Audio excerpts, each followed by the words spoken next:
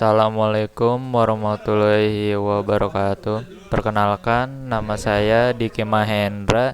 Di sini saya akan menjawab soal UAS, Sistem Basis Data. Beri penjelasan lengkap tentang data akses dan berikan contoh statement SQL-nya.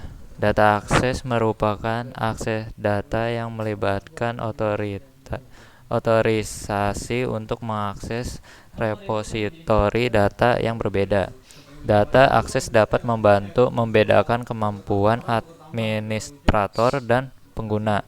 Misalnya, administrator mungkin memiliki kemampuan untuk menghapus, mengedit, dan menambahkan data, sementara pengguna umum bahkan mungkin tidak memiliki hak membaca. Jika mereka tidak memiliki akses ke informasi tertentu, contoh statement SQL, select from nama tabel, insert into nama tabel, values, nilai 1, nilai 2, nilai 3.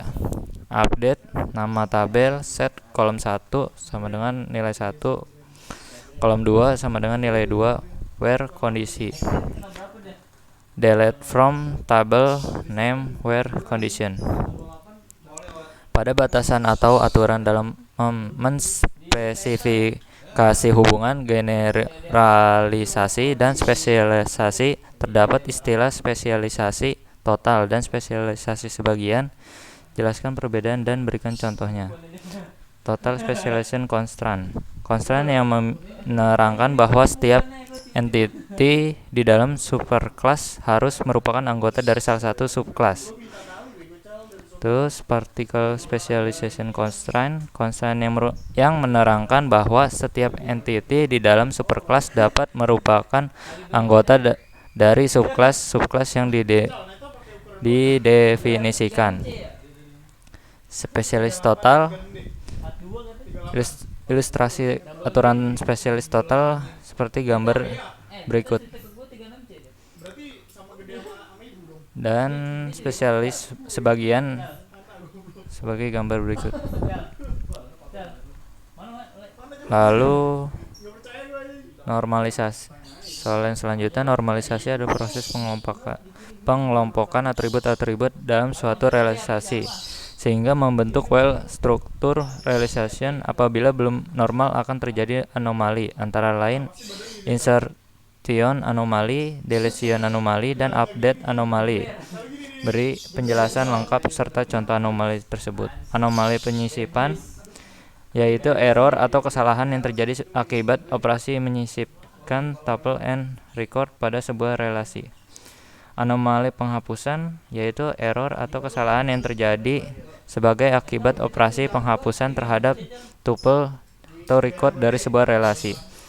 Anomali peremajaan, yaitu error atau kesalahan yang terjadi sebagai akibat operasi perubahan tuple atau record dari sebuah relasi. Contoh anomali penyisipan: kuliah jaringan komputer, ruang Merapi, tempat gedung utara. Contoh anomali penghapusan: nomor siswa 10, nama kursus bahasa Inggris, biaya 60.000. Contoh anomali peremajaan: pemasok Kartika, kota Jakarta, barang monitor, jumlah 10. Soal selanjutnya, beri penjelasan lengkap terkait tahapan proses normalisasi. Tahapan normalisasi dimulai dari tahapan ringan atau 1NF hingga paling ketat 5NF. Biasanya hanya sampai pada tingkat 3NF atau BCNF karena sudah cukup memadai untuk menghasilkan tabel-tabel yang berkualitas, baik urutannya 1NF, 2NF, 3NF, BCNF, 4NF, dan yang terakhir ada 5NF. Sekian dari saya. Wassalamualaikum warahmatullahi wabarakatuh.